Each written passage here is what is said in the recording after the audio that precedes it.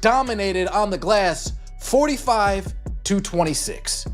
You add in AB's career average of 8 rebounds, we would have gotten dominated 45-34. Not going to win many competitive games like that. Can we luck out in the regular season and just beat up on some bottom tier teams? I'm sure. Something felt off with the Indiana Fever long before the final buzzer, and fans could sense it almost immediately. The energy looked strange. The rotations felt uncomfortable, and every time the cameras showed the bench, the frustration on players' faces became harder to ignore. This wasn't just another bad performance. It felt like something bigger. Coming into the game, expectations were already sky high, largely because of Caitlin Clark. Every Fever game now feels like a national event, with millions watching every possession, analyzing every substitution, and reacting instantly on social media. That level of attention has brought intense pressure on the coaching staff, the front office, and every roster decision, and recent struggles have only amplified those concerns. Early in the game, Indiana looked completely out of rhythm. Defensive breakdowns were everywhere, communication was lacking, and the offense appeared slow and disconnected. Meanwhile, Clark looked visibly frustrated, trying to hold everything together. Then came the moment fans quickly picked up on.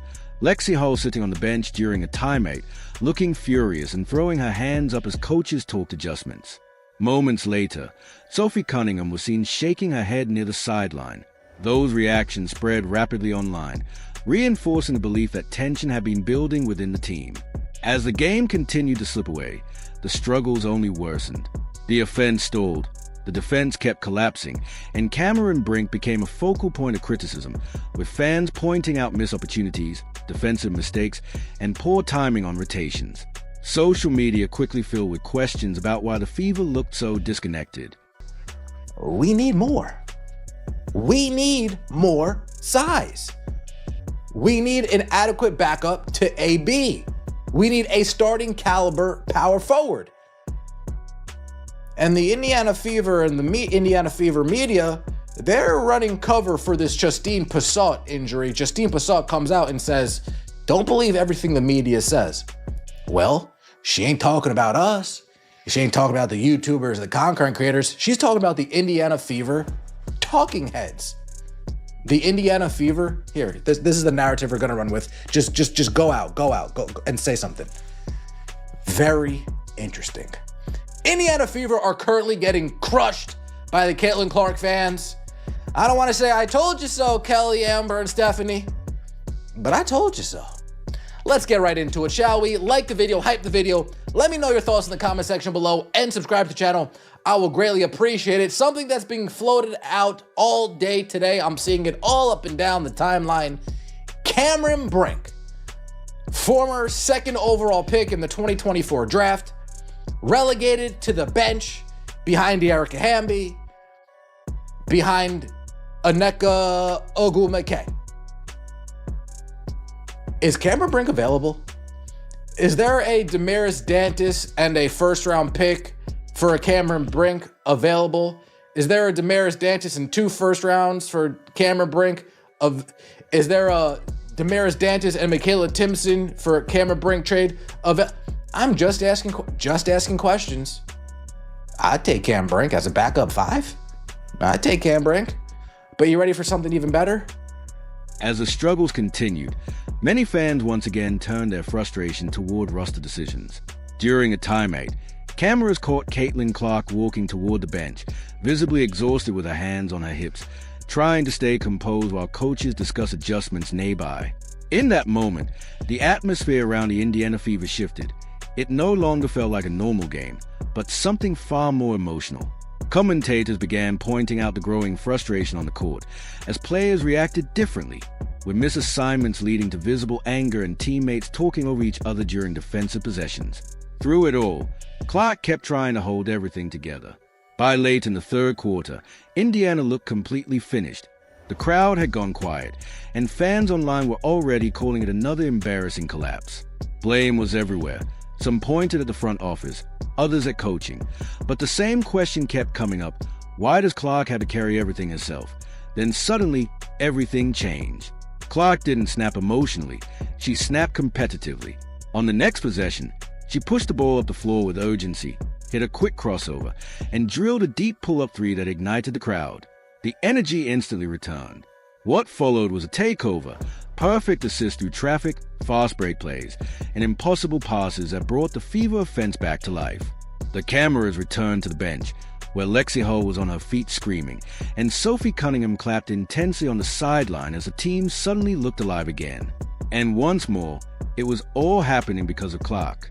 Social media exploded within minutes, clips of her dominance spreading everywhere as the narrative completely flipped, from another collapse to a signature takeover performance.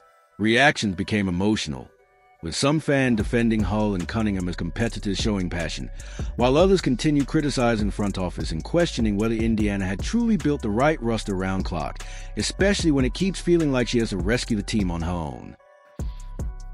Let me know if you guys in the comment section below, are you willing to trade? What trade would you make for Cam Brink? Who are you willing to give up for Cam Brink? Because I'm out on Damaris Dantas.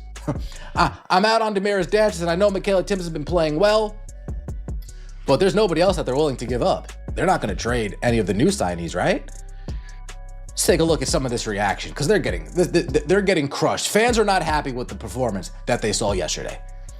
Preseason, not preseason, it only confirms that we're too small. Why are we getting all these? It only confirms that complaint of all offseason.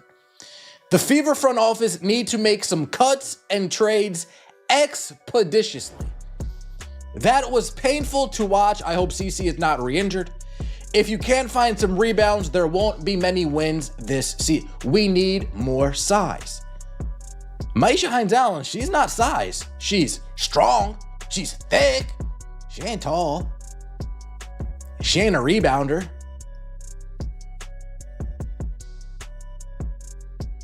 Every time Dantas shoots a ball, I just cringe. I have for 3 seasons. Never understood why they picked Dantas over Temi. Dantas in 24 was nice. Last year, I chalked it up as an off year. This year, I ain't chalking nothing up. You could go. See it. Don't let the door hit you where the good Lord splits you. That is why we told Indiana to sign front court again and again. Fuck you. Oh, damn. Stephanie White, let's CC cook. Dantas skips training camp 2 years in a row and shoots 0 for 8 from 3, and you still have her on the team. Damn. More than half the Fever's points were free throws, 42 free throws for 80 points. Not looking so hot. Couldn't get a rebound because they only brought in shorties. Damn. And you want to sell those tickets? Nobody wants to watch the Stephanie White show. What the F was this game? Even no play, no defense, no schemes, full brick fest. If you guys want an in-depth breakdown of the game, of some things that need to get corrected and fixed ASAP, go watch Venom Reacts. Go watch Venom Reacts. He put out a 20-minute video breaking down the Indiana Fever's offense from yesterday's game. Great breakdown. Go check that out and subscribe if you're not already subscribed while you're over there. And here I thought you were prioritizing on defense. You got no offense either. Yes, Stephanie White, an alleged defensive coach giving up 95 points, an alleged defensive coach getting cooked by the New York Liberty in the first half when it was starters versus starters. Your forte is defense, Stephanie. That's your forte. That's what, hey, if we're holding teams to 75 points, that's one thing. But if we're giving up 85, 90, that's another. Then came the defining moment. Late in the fourth quarter, the Indiana Fever desperately needed a basket, and the entire arena rose to its feet. Caitlin Clark brought the ball across half court as defenders trapped her aggressively near the logo, the pressure looking almost impossible to escape. But somehow, she split the defense and delivered a perfect pass to the corner. Three-pointer. Good. The building erupted. The Fever bench lost control, with Lexie screaming toward the crowd and Sophie Cunningham embracing teammates as the earlier frustration transformed into pure adrenaline.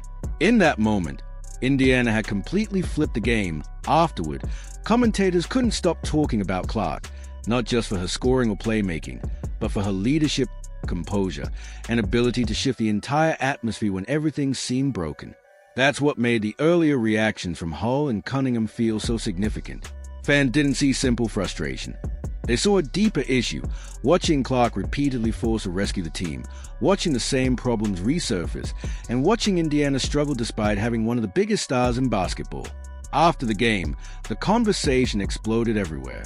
Sports shows dissected the tension, fans debated roster decisions again, and clips of the emotional bench reaction spread rapidly across social media. Once again, the Fever became the center of the basketball world, but the core storyline remained clear. When everything was falling apart, Caitlin Clark refused to let the team collapse, and everyone watching witnessed it.